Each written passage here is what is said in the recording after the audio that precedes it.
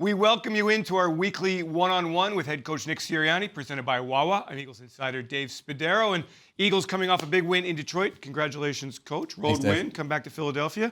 I know that, everybody's still trying to figure out what the team's all about. So in that context, what did you learn about Sunday's win?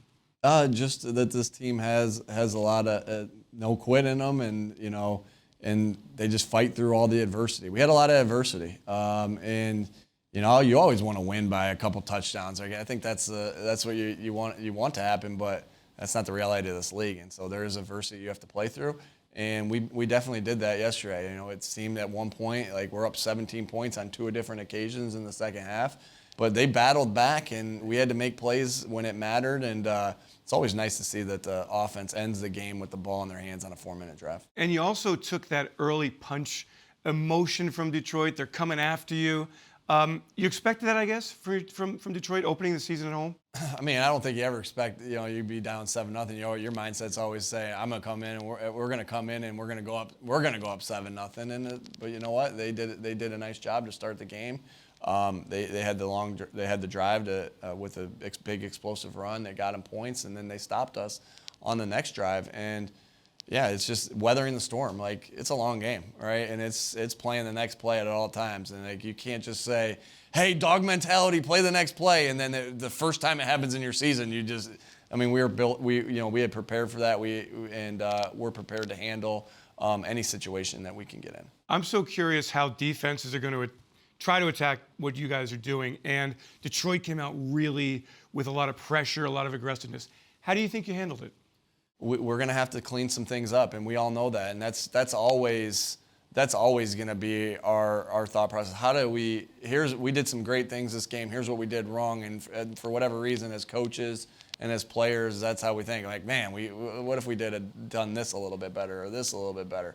But for the most part, I thought we did a nice job. They got us a couple times as far as one more than we could block, but I thought we won our one-on-one matchups. When we had a hat on their hat, we won our one-on-one matchups. When they brought one more than we can block, obviously Jalen did a nice job of getting out of it, and they did. They brought a lot of pressures, and they had one sack out of the whole day, so I thought we did a nice job. Jalen, we all look at 333 total yards of offense, the runs, threw the ball very effectively.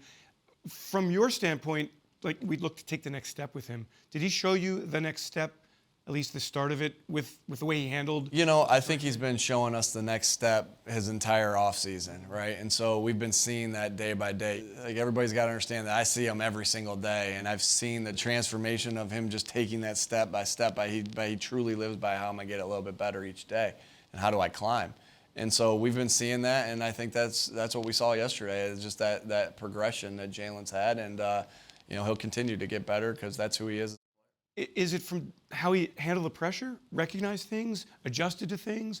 What specifically? A little bit of everything. He gets us into the right play when that's required, or delivers into the pocket when it's there on rhythm, and getting out of pressure when there's a guy coming at him. And so he got to do everything. He's the quarterback, and so it's the whole progression of everything that he has to do, and that's why it's one of the hardest positions to play in all sports, because there's only so many guys that can play it at a really high level in this league, and Jalen's doing a nice job. What did you take away from the 60 minutes of defense? We had some good spurts of football in there, right? And so there was, we went down 7-0, and then they had three and outs in a row. And then after that, and I distinctly remember going over to you could just feel the offense get going, and and then we tied it up at 7. And then I said to the defense, I'm like, we're about to go get this lead and play from the lead for the rest of the day. And that's essentially what happened. And so I saw it, the look in their eyes, yeah, okay, we're gonna go play in the lead. And they got another 3 and out. We went up 14-7. Then they get the turnover and return it for a touchdown.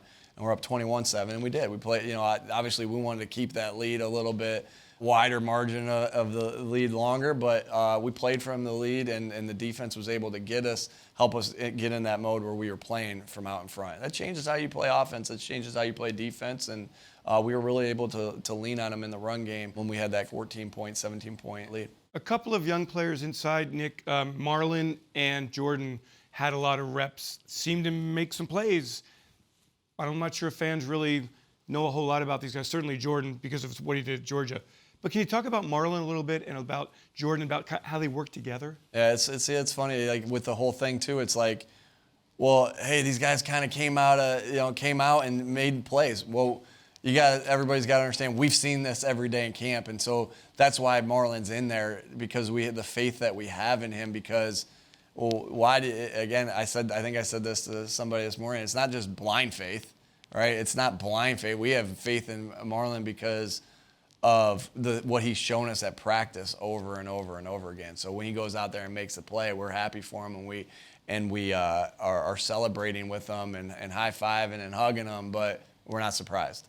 And so he's had a great camp. He's came back in phenomenal shape, took care of his body, and he had a big-time play that helped us win that game yesterday. Monday night, it's home opener. It's center stage in the NFL. The Vikings coming off their big win. They've got all the weapons on offense. I mean, it's kind of a big moment for everybody. I know it's early in the week, but when we get to Monday, you feeling that as well? Oh, yeah. That Monday Night Football, that's something you dream of as a kid, that you're going to be somewhere on that stage on that Monday Night Football. And so, that was, I know that was something when I was growing up, I was allowed to watch. When I was younger, I was allowed to watch the first half. I had to go to bed to get ready for school, but I always look forward to that. How am I going to watch that first half with my dad? And so, obviously that's a cool thing, knowing that everybody's watching it. You're only showing town, and you're only showing on. And so we'll look forward to that, and can't wait to see our fans out there. We got the best fans in the NFL. There's no doubt in my mind.